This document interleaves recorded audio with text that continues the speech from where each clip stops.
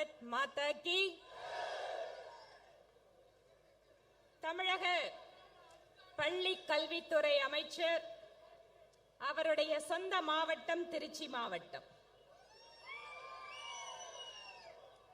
தேசிய கல்விக் கொள்கையை தமிழகத்தில் நாங்கள் ஏற்க மாட்டோம் என்று சொல்கின்ற அமைச்சருக்கு இதோ உங்களுடைய மாவட்டத்திலேயே பாரதிய ஜனதா கட்சி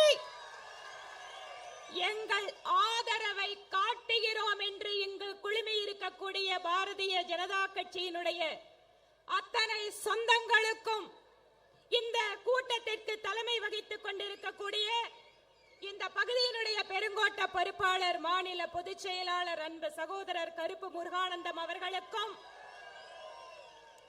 இந்த மாவட்டத்தினுடைய தலைவர் திரு ஒண்டிமுத்து அவர்களுக்கும் மற்றும் மேடையில் அமர்ந்திருக்கக்கூடிய கட்சியினுடைய மூத்த தலைவர்கள் முன்னாள் அமைச்சர் திரு பொன் ராதாகிருஷ்ணன் அவர்கள், நம்முடைய முன்னாள் சட்டமன்ற உறுப்பினர் அன்பு தலைவர் திரு ஹெச் ராஜா அவர்கள், முன்னாள் ஆளுநர் அன்பு சகோதரி டாக்டர் தமிழிசை சவுந்தரராஜன் அவர்கள் மற்றும் மாநிலத்தினுடைய முக்கிய தலைவர்கள், மாவட்டத்தினுடைய தலைவர்கள், மேடையில் அமர்ந்திருக்கக்கூடிய அத்தனை சகோதர சகோதரிகளுக்கும் ஊடக நண்பர்களுக்கும் என்னுடைய வணக்கத்தை சொல்லி, தேசிய கல்விக் கொள்கை என்பது என்ன என்பதை மக்களிடம் நாம் விளக்க வேண்டும். அன்பு சகோதர சகோதரிகளே, இன்றைக்கு ஒரு குடும்பத்திலே ஒரு குடும்ப தலைவனுடைய வருமானம் என்பது பெரும்பகுதி எங்கே செல்கிறது என்றால், நகர்ப்புற பகுதிகளாக இருந்தால் வீட்டினுடைய வாடகைக்கு செல்கிறது. இரண்டாவது மிகப்பெரிய செலவு குழந்தைகளுடைய படிப்பாக இருக்கிறது. ஒரு காலத்திலே கல்வியினுடைய கட்டமைப்பில் மற்ற மாநிலங்களுக்கெல்லாம் உதாரணமாக இருந்து கொண்டிருக்கக்கூடிய தமிழகத்தில் அரசாங்கத்தின் ரீதியாக அமைந்திருக்கக்கூடிய பள்ளியினுடைய கட்டமைப்பு சிறிது சிறிதாக மாறி இன்று தனியார் பள்ளிக்கூடங்கள் தான் சிறந்த கல்வியை கொடுக்க முடியும் என மக்கள் நம்புகின்ற நிலைக்கு அரசாங்கம் மக்களை தள்ளி இருக்கிறது.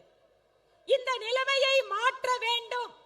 ஒரு ஏழை சிறுமியோ சிறுவனோ ஒரு நல்ல தரமான கல்வியை பெற வேண்டும் என்பதற்காக நம்முடைய அன்பு பிரதமர் நரேந்திர மோடி அவர்களால் கொண்டு வரப்பட்டதுதான் தேசிய கல்விக் கொள்கை.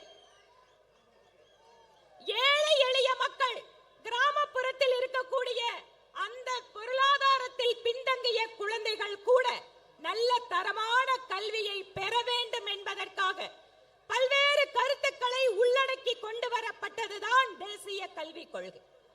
இன்னைக்கு பெரும்பாலான தனியார் கல்வி நிறுவனங்கள் அதை ஏற்றுக்கொண்டாகி விட்டது. தமிழ்நாட்டில் புதிய கல்விக் கொள்கை, தேசிய கல்விக் கொள்கை எல்லாம் தனியார் கல்வி நிறுவனங்கள் கிட்டத்தட்ட 90% மேல் அமல்படுத்த ஆரம்பித்து விட்டார்கள். இங்க என்ன சிக்கல் வந்திருக்கிறது? திராவிட முன்னேற்ற கழகம் ஒரு மனக்கணக்கை போடுகிறார்கள். பிரதமர் மோடி அவர்களுக்கு எதிராக, பாரதிய ஜனதா கட்சிக்கு எதிராக தமிழகத்திலே ஒரு பொய் பிம்பத்தை கட்டமைக்க முடியும், அதன் மூலமாக தங்களுடைய அரசியலை நடத்த முடியும் என நம்புகிறார்கள். அதனால் தேசிய கல்விக் கொள்கையை இந்தியை திணிக்கிறார்கள் என்ற புது கதையை உருவாக்குகிறார்கள். நம்முடைய பிரதமர் மோடி அவர்கள் நம்முடைய தாய்மொழியிலே படிக்க வேண்டும் என்பதில் அசைக்க முடியாத உறுதி கொண்டவர். அதனாலதான் இன்றைக்கு நீட் தேர்வு நம்முடைய குழந்தைகள் தமிழிலேயே எழுதலாம். பாதுகாப்பு படைகளுக்காக நடக்கின்ற தேர்வுகள் எல்லாம் இதுவரை பிராந்திய மொழிகள் கிடையாது. இப்போது நம்முடைய குடும்பத்தில் இருக்கக்கூடிய இளைஞர்கள், இளைஞிகள் பாதுகாப்பு படைக்கு செல்ல வேண்டும் என்றால் தமிழிலேயே எழுத முடியும் பரீட்சையை. இன்னும் எத்தனையோ விஷயங்கள். ஒவ்வொரு பிராந்திய மொழிக்கும் முக்கியத்துவம் கொடுத்து நம்முடைய அன்புக்குரிய மாநில தலைவர் அன்பு சகோதரர் திரு அண்ணாமலை அவர்களும், சட்டமன்ற குழு தலைவர் திரு நயினார் நாகேந்திரன் அவர்களும், நம்முடைய தமிழகத்தினுடைய இணை பொறுப்பாளர் திரு சுதாகர் ரெட்டி அவர்களும் வருகை புரிந்திருக்கிறார்கள். அவர்களுக்கும் வணக்கத்தை சொல்லி, அன்பு சகோதர சகோதரிகளை, திராவிட முன்னேற்ற கழகத்தினுடைய கடந்த 4 ஆண்டு கால ஆட்சியை பார்த்திருக்கக்கூடிய மக்கள் எப்போது திமுக அரசை வீட்டுக்கு அனுப்பலாம் என்று காத்துக்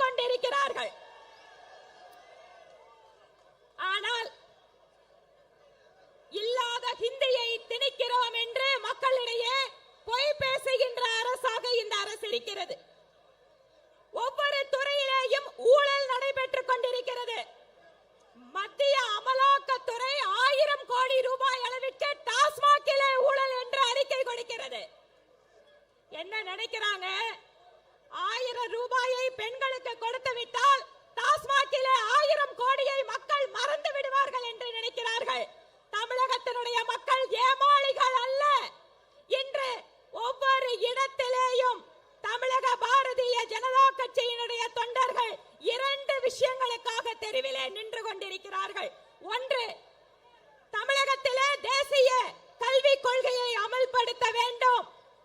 இங்கு ஹிந்தி எதிர்ப்பு என்பது எழுபடாமல் போய்கொண்டிருக்கிறது என்பதை கண்கூடாக திராவிட முன்னேற்ற கழகம் பார்க்கிறது. ஒவ்வொரு பகுதியிலேயும் கிராமத்திலேயும் மக்கள் தங்களுடைய கையெழுத்தை போட்டு பாரதிய ஜனதா கட்சிக்கு லட்சக்கணக்கான பேர் ஆதரவு கொடுத்துக் கொண்டிருக்கிறார்கள். திராவிட முன்னேற்ற கழகம் எதிர்பாராத நிகழ்வு இது.